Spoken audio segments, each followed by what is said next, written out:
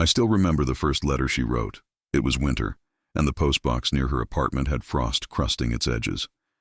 Her name was Lena Morris, a 34-year-old copywriter who lived 2 blocks from my place. I didn't know her back then, not really, but I'd see her sometimes on the stairs, holding a small stack of envelopes tied with a red ribbon. She looked like someone carrying her own past on paper. I didn't think much of it until the day she stopped me in the lobby. She asked, "Hey, do you know if this postbox actually works? I've been mailing letters to myself." I remember smiling. That kind of polite smile people give when they don't know if you're joking. "To yourself?" I said. "Yeah," she nodded, tucking her hair behind her ear. "It's stupid, I know. Therapy assignment. I write letters to my future self, then I mail them."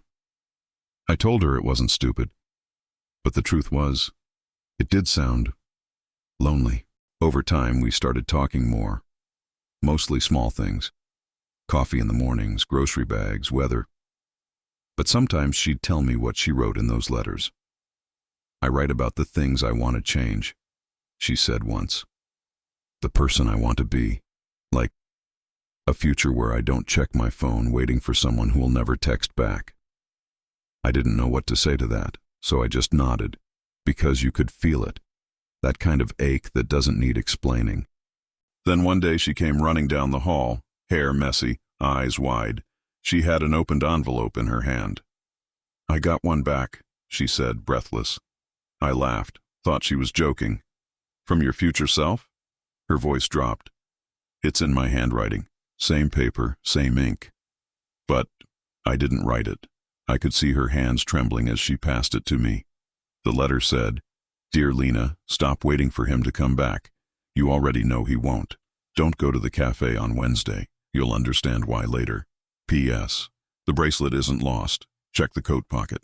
She reached into her coat, and there it was. The silver bracelet she thought she'd lost months ago. I swear to you, I saw her face go pale like she'd seen a ghost.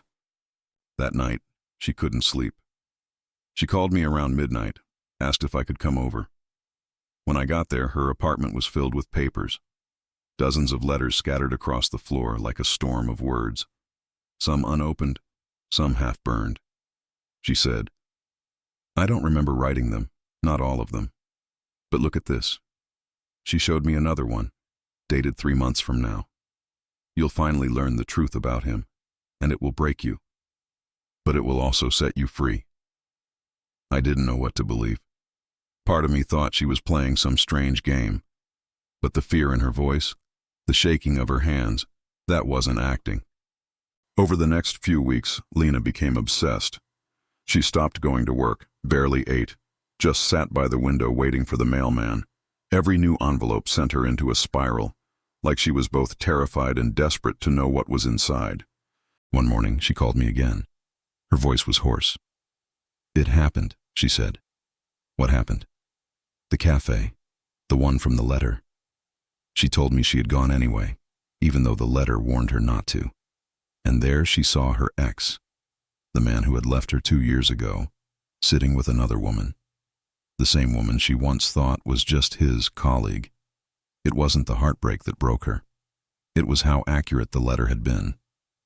After that day, she stopped writing new letters, but the replies kept coming, always in her handwriting, always knowing things no one else could know, like the time her neighbor's cat went missing, and a note appeared the next morning that said, "Check the basement. You'll find her behind the dryer." And she did. It wasn't until March that I started getting worried for real.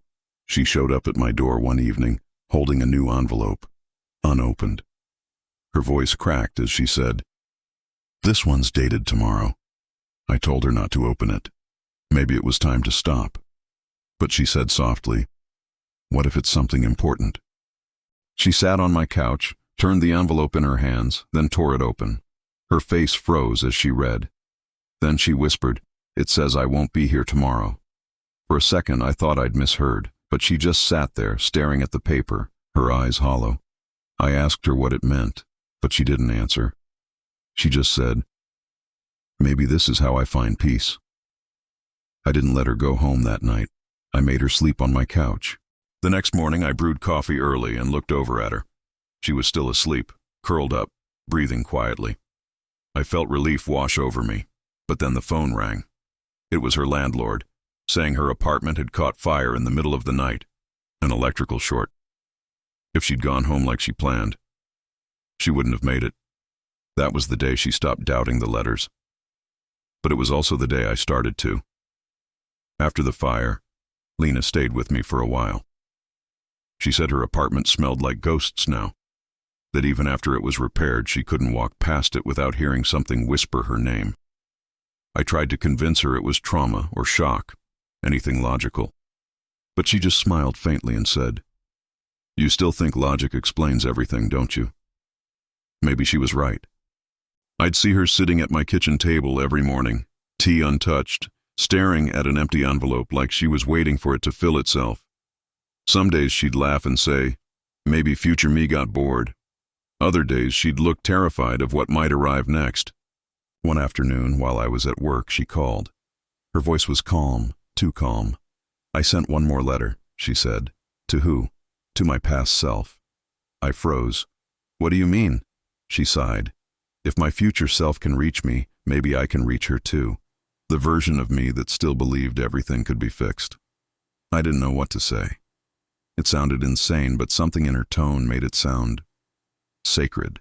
That night, when I came home, she was sitting by the window again. A candle burned beside her, and her notebook lay open, pages fluttering in the draft. She looked peaceful for once. "I wrote it," she said quietly. "Just one line." I walked over and read what she'd written. "Don't wait for people to love you back. Start loving the life you already have." She sealed it in an envelope, wrote her own address from 2 years ago, and dropped it into the postbox. Of course, it didn't make sense. Time doesn't fold like that. But something about it felt right. Weeks passed. No new letters came. Lena started going out again. Walks by the river, new job interviews, little signs of life returning. She still kept the old letters, though, neatly stacked in a box tied with the same red ribbon. She said they reminded her who she'd been and how close she'd come to losing herself completely.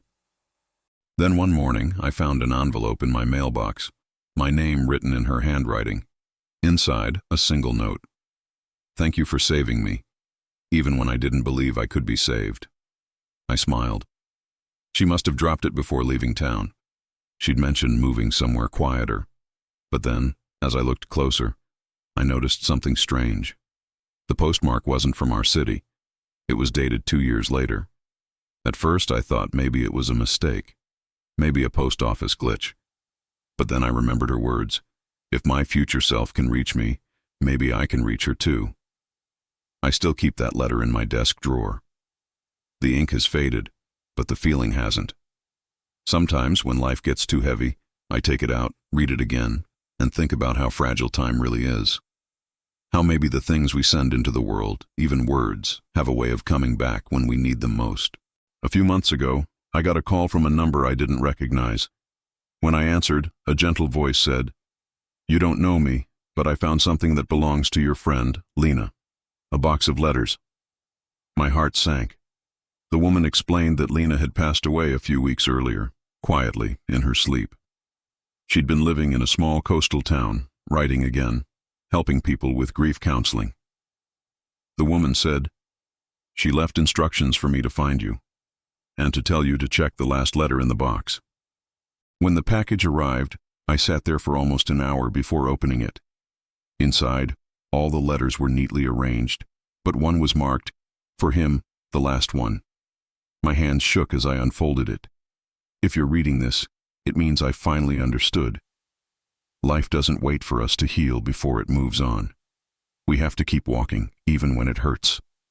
Thank you for walking beside me when I couldn't see the way. And if someday you feel lost, just write to yourself. You'll be surprised who writes back. I sat there, staring at the ink smudges where her tears must have fallen.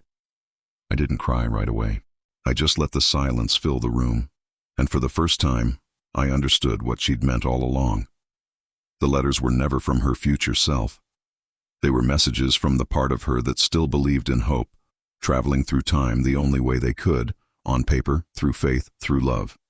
Now, sometimes I find myself doing the same thing, writing letters to a version of me I haven't met yet, the one who's stronger, calmer, maybe a little wiser. And I imagine he's out there somewhere, waiting by a mailbox too, wondering when my letter will arrive. If this story touched your heart, subscribe to Tale Story House for more stories that heal souls. Drop a heart if you believe words can travel further than time. Tell me in the comments, what would you write to your future self?